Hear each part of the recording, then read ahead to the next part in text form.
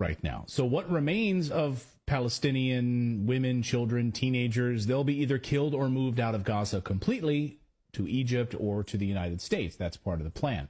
So what's next for Gaza, though? Well, it's empty. It's totally destroyed.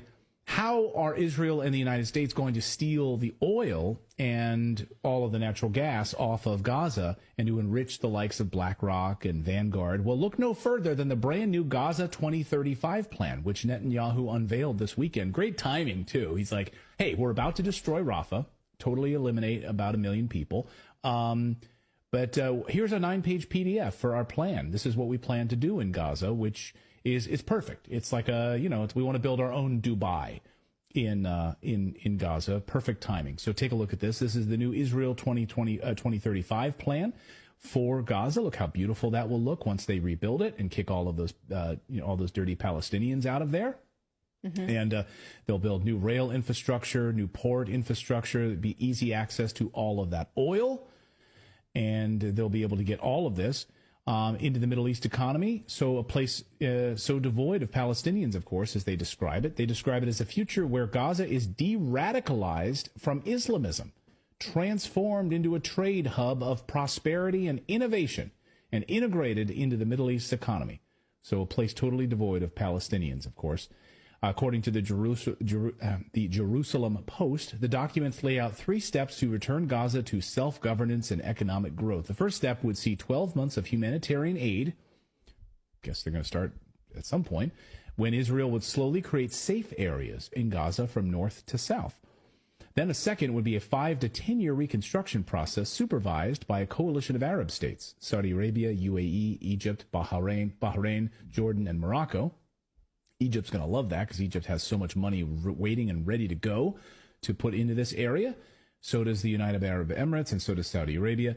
The plan is to move Israeli security responsibility to Israel, the Jerusalem Post writes, while the Arab coalition will create a multilateral body called the Gaza Rehabilitation Authority, the GRA, which would oversee the reconstruction.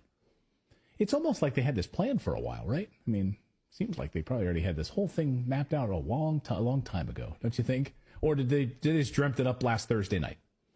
They have all these partners in place. They have the infrastructure plan. They have the train system plan. They have the ports already planned. They have the partners already lined up. They already have a name for it. They have a 10, 15-year construction plan all planned out. They must have just come up with it. Literally building the port right now. They're already building the oil port, as we featured last week on the show.